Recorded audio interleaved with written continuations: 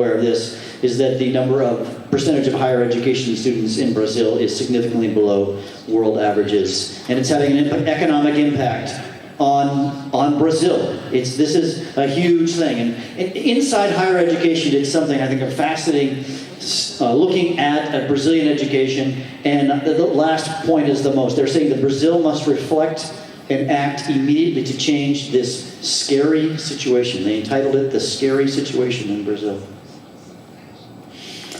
But we can talk about gloom and doom, and this is a real big issue. But I think that the people sitting in this room, you and you and you, this presents an amazing opportunity. Because if the education system, the regular education system, is so broken, that means that gives you all an opportunity to change everything. Distance education can be the change.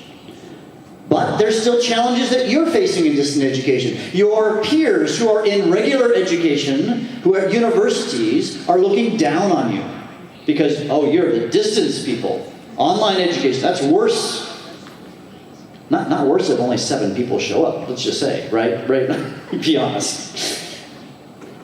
But the fate of higher education, or of distance education, is getting much more play in the world. For example, the University of Southern California, it's becoming, people are accepting this in different parts of the world. Or Berklee College of Music. I spent some time talking with some of their professors recently.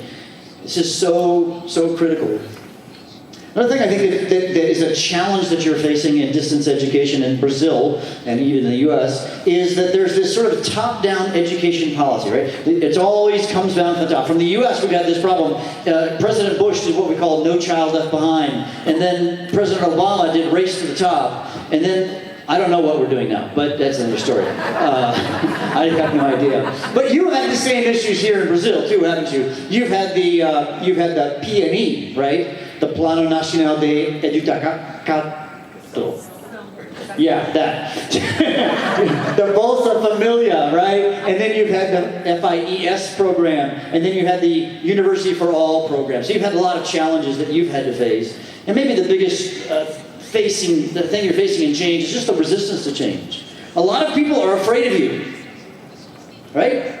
You in distance education, they're afraid of you because they're afraid that you're going to steal their jobs, right? They're afraid that you're going to steal their students and then they won't have a job. That's what the professors at the universities are afraid of.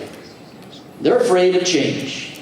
But you are in distance education. You are the change. You are the disruptors. So you're facing those attitudes, which is causing some problems. So I don't want to be about doom and gloom. I want to talk about that there's always a way. There's a way that you can be the change. And so for the balance of my time, what I want to talk about, so I want to talk about 3 things. I want to talk about how flipped learning can solve the barriers to growth. And not just growth in distance education, but making it more effective, because I know that's a challenge that you guys are also facing. And number 2, I want to talk to you about why flipped learning is the missing link for online and distance education. And number 3, how do you effectively connect flipped learning to online learning? So how many of you learned or heard about flipped learning? How many of you know this term? Okay, wonderful. So a lot of you know what it is, or at least you think you know what it is. So let me first of all define it. And this definition I'm going to put on the screen is the most up-to-date definition of flipped learning, recently developed. I'll talk about its genesis in a minute. But here's what it is. Flipped learning is a framework which enables educators to reach every student. Now that's really important. Reach every student. Now I want you to say this. Alcanzar cada estudante. No, you say it together. Alcanzar cada estudante. Chi. Estudiante. I speak Spanish. Estudiante is what I would want to say, but it's screw me up. But the flipped approach, of course, inverts the traditional model by introducing course content before class. That usually takes the form of a short micro video or some text. And then the classroom is transformed into an active place of learning, right? And you can read the rest of the definition there. That is the definition. A good way to look at it is to look at it from the perspective of Bloom's taxonomy, where you spend the bulk of your class time, right, at the bottom of Bloom's taxonomy, a traditional classroom, right, where you do remembering and understanding. You stand up and you teach, which is kind of what I'm doing now, right? It's weird. I'm talking about not lecturing by lecturing. Isn't that weird? And then what do, right? Then you have little time left in class to do application, analysis, evaluation, and creation. But of course, what happens in the flipped classroom is you flip Bloom's taxonomy, and you spend less class time on the remembering and understanding, the lower levels of cognition, and more on the higher levels of cognition.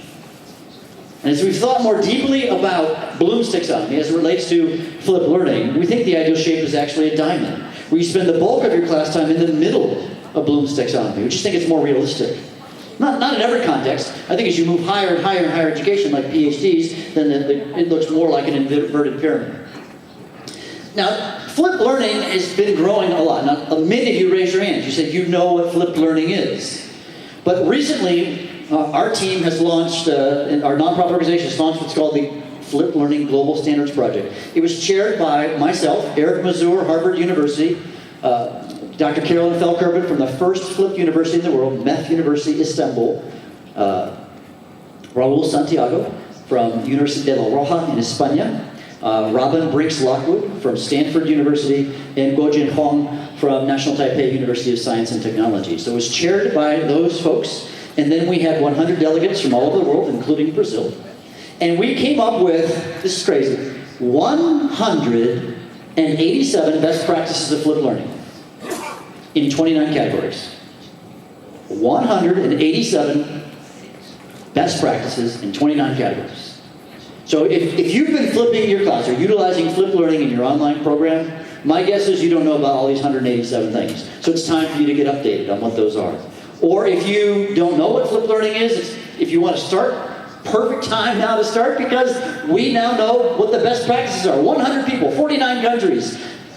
It's amazing what we've learned. I'm just going to share 2 of the 187. That's all. You can read the rest of them at your leisure. Here's an interesting thing. One kind of surprising thing. It's important that you ensure that there's a strong link between the pre-class media and what happens in the classroom. That's a mistake we've seen people make over and over and over and over again for years. So it became one of the best practices, one of the 187. And then this one, very important, is that you use a variety of active learning strategies such as project-based learning, inquiry, mastery, genius hour, and peer instruction.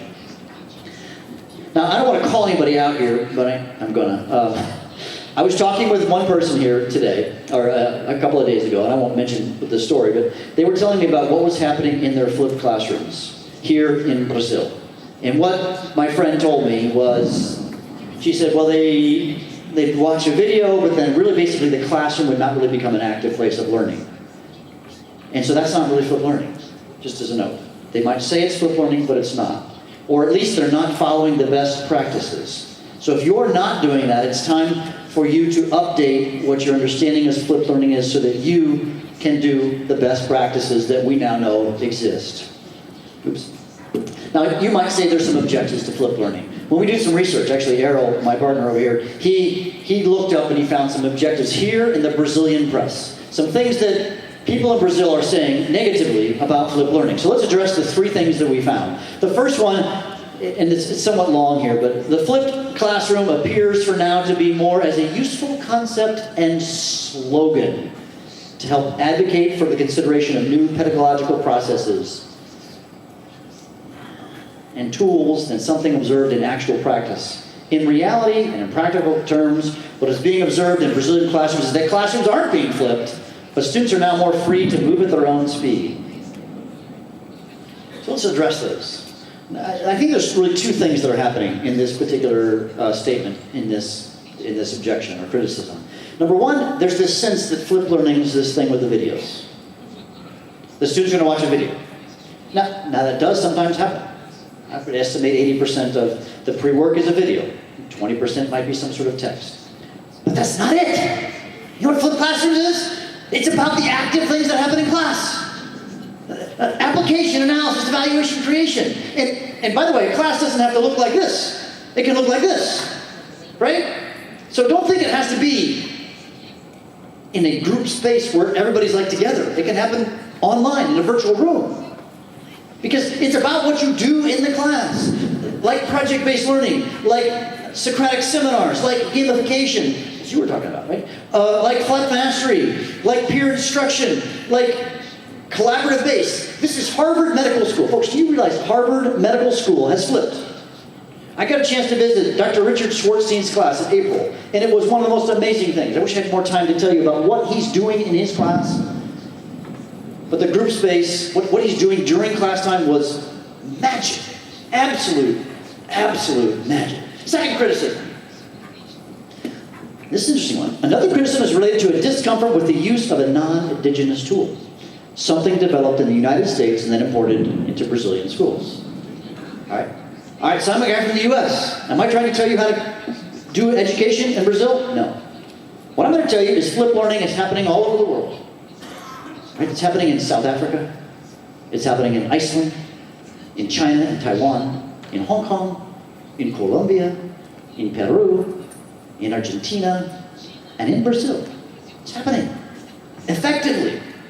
In fact, you may not know this, but the largest instance of flipped learning is about an hour plane ride from where we're sitting right now.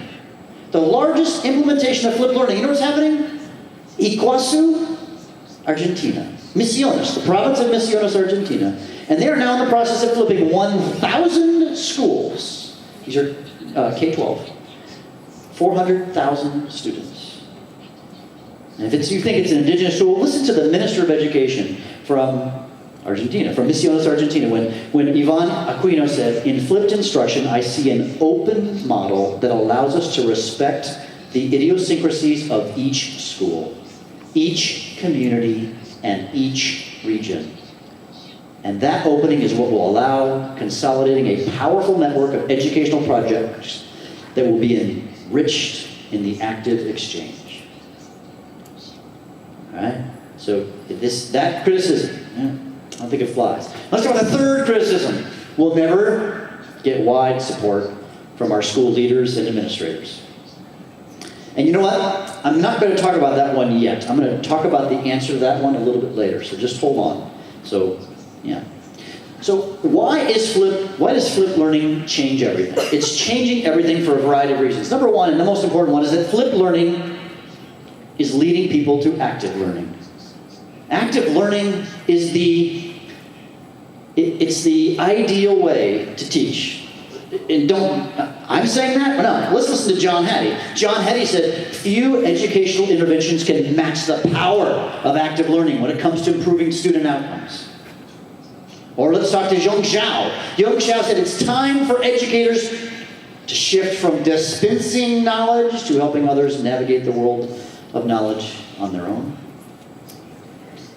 Or Dr. Robert Talbert from the US said, flipped learning is the single most significant educational innovation in the last 20 years.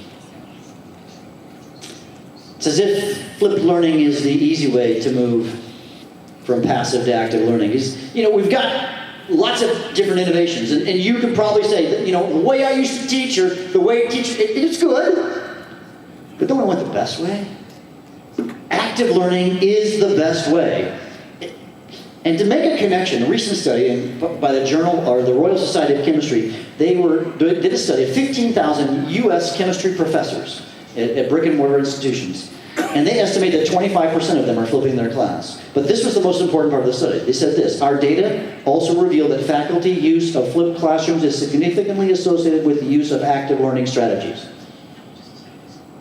So if the goal is to move from passive to active learning, flipped learning is the one that's working. They actually went on further to say that of the 75% not flipping, they were 16 times more likely to rely on lecture. 16 times. So what about online learning? What's the connection? How does flipped learning work in your context, right? Well, flipped learning ultimately comes down to one simple question. What's the best use of a teacher's class time? It's not the videos, right? We've said that. What are you going to do with those valuable minutes that you have? But wait a second. We don't have class time. We don't have class. Well, that's not true. So as I think about this in online education, you have class time. It just looks different. Okay? Now I've thought about three options. Option one, you have a required synchronous time. Option two, you've got optional synchronous time. Option three, that's completely asynchronous. So let's deal with each of these separately. So let's say you have some required synchronous time. means that the students have to either come to, I think you call it a poll, right? In some of your schools, the students come to a poll. That means they are coming to a physical space, okay? Or you could come to a virtual space, right? So let's say that you must come on Tuesday at 5 o'clock to either a poll or to an online space, okay? It's going to look like either of these two pictures. What should you do with that time? The top of Bloom's taxonomy. Just don't do the lower level stuff. You don't want the students to come to a poll and watch a video. You want the students to come and do active learning. You want the students to come to a online virtual room and just lecture. No. Think of active learning strategies that you can do. Okay, so that's case one. What's case two? Case two is optional synchronous time. It's a little different. It's like you're saying it's online, but on Tuesday at 5 o'clock, we're going to have an optional time, and you can come or not. Office hours. Right? That works. So what do you do there? You know what the answer is? Same thing. Apply, analyze, evaluate, create. You got to, and it's also important, by the way, to really build that in to the program, that you plan that. Don't just say have office hours and just wait for them to come. Best practices, of course, will be for you to plan something that's going to be meaningful and relevant to the students. And in the last case, it would happen in a room like that. In the last case, of course, it's completely asynchronous. There is no expectation that you're ever going to meet your students in the room. Well, there, you need to design the entire process so that you move up in Bloom's taxonomy so that there's more class time devoted to higher order thinking. And guys, isn't that the point? You are professors. Lots of you have PhDs. You're crazy smart people. Okay? Which is awesome. But guess what? Isn't that the goal of higher education, to think? And if all we're doing is remembering and understanding, and we're not doing stuff at the top? Hello. What's wrong with that picture? A lot, I think. So flipped learning has three magical things about it. Three magical things. Let's talk about each of them. Number one, alcanzar cada estudiante. Sort of. How do I say estudiante? Estanchi. I'm doing too much Spanish. Alcanzar cada estudiante. Yeah. There we go. That's the point. Isn't that the point, though? The point of us is that's the point of education. But don't you realize that in higher education and online education that you can reach every student better? I recently had a conversation with an online professor, and he says, I know my students better in the online class than I ever do in my face-to-face class. He says, I get to know them. This is actually a screenshot from his class. Their name is associated with it. I get a chance to talk with them one-on-one. I really get to know my students. And he actually did something really cool in he has online optional times. He teaches two classes. He teaches them music. He teaches both music for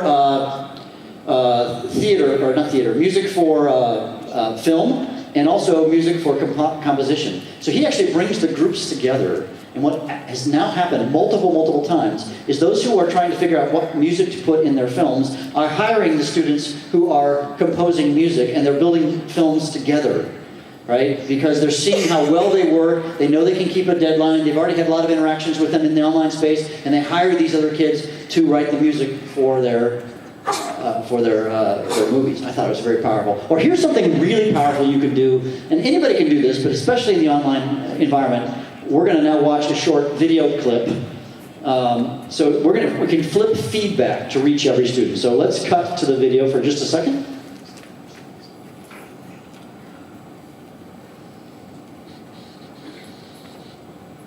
All right, hi Jonathan, Ms. Bergman here, going to give you some feedback on your benchmark essay about obesity. So overall, Jonathan, I think that you had some really, really great things working for you in this essay.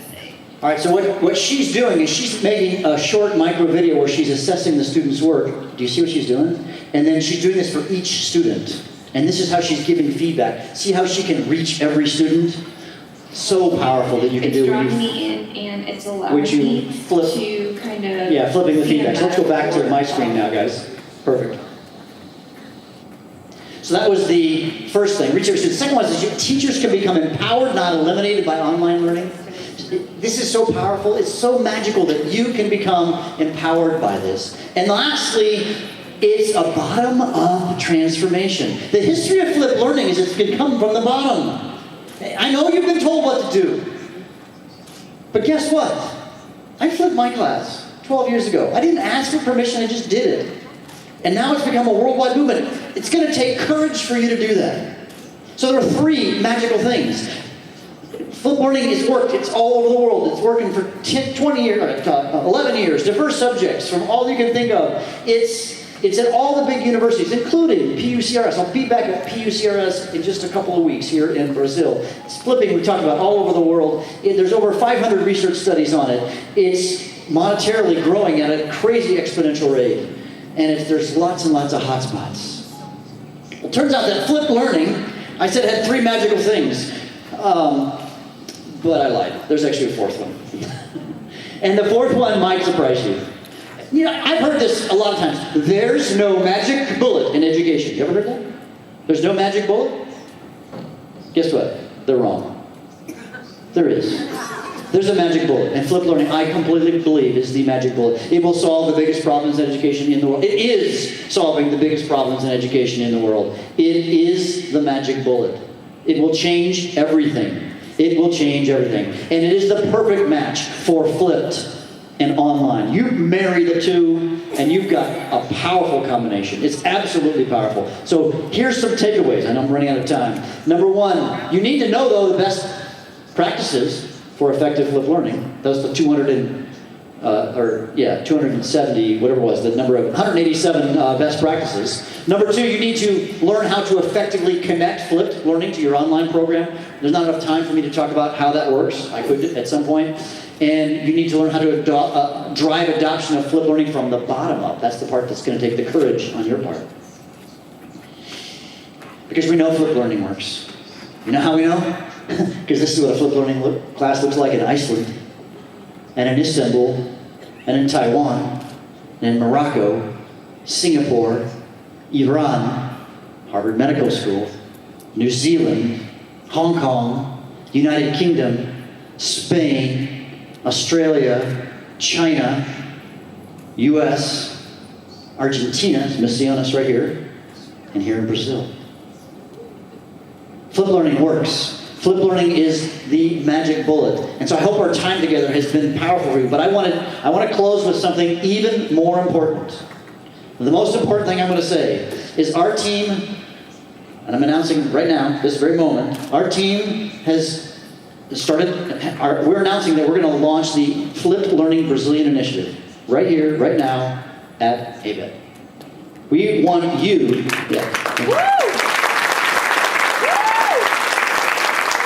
we think it's time. Not only is it time, but you're the right people, right? Because you are the disruptors of education in Brazil. That's who you are. We've been working in Brazil, by the way. Last year we did FlipCon Brazil in Sao Paulo a year ago. And we've already signed an agreement with PUCRS. And we've, that's PUCRS, with Gen Grupo. And we're doing some work with PUCRS University. We're also working with Polytechnic Institute of Portugal. We're expanding our international faculty in Brazil. We have international faculty and then the global standards. In fact, I want to invite you to an event. We have an event coming up November 13th, and we're going to launch the global standards in a big way, and we're going to stream it all over the world, and it's going to happen at the first flipped university in the world in Istanbul, Turkey. Now, you may not be able to get to Istanbul, Turkey, but make sure you mark your dates so that you can at least go there via the stream. So you should come to this. So if you want to be a part of the Flipped Learning Brazilian Initiative, if you want to be the people who are coming from the ground up, the courageous ones who are going to change education here in Brazil, I need you to just go to that website, right? bit.ly/flipbrazil. Let's just ask your name, your institution, and your email. And then we can tell you, when is that stream going to happen? What's the link? We're going to tell you how you can be a part. We're going to invite you to join in and be the first people to make flipped learning the magic bullet that it is here in Brazil. So please, make sure you share that information so that we can have you be the ones who make the difference here in Brazil. Thank you very much.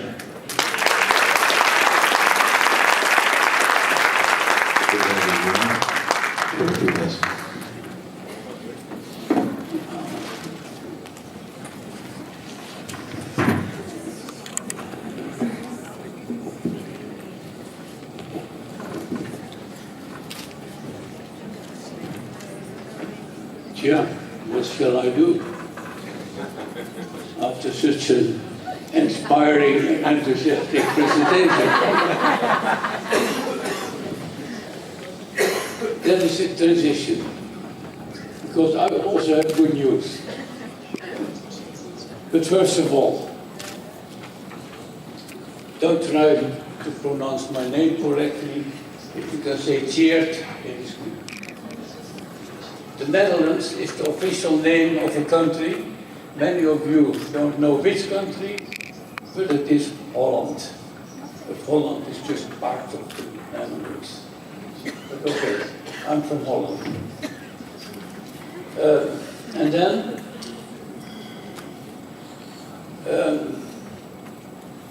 I'm going to talk about a new book.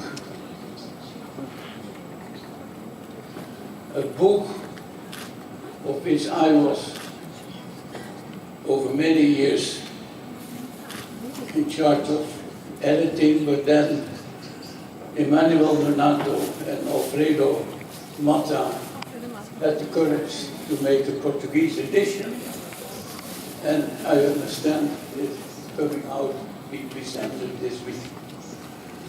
What I will do in this presentation is talking about design research, basically chapter 1 in this book. And my idea was having a mini course to discuss aspects of how to conduct design research. Unfortunately, the mini course is cancelled. Oh, the mini course is cancelled. But you can find all the information in the chapters of the book.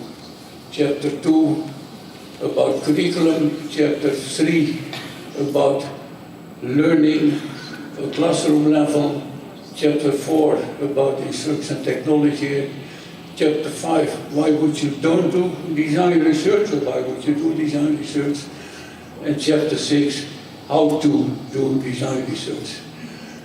And chapter 6 is by my co-editor, and I'm the editor of chapter 1.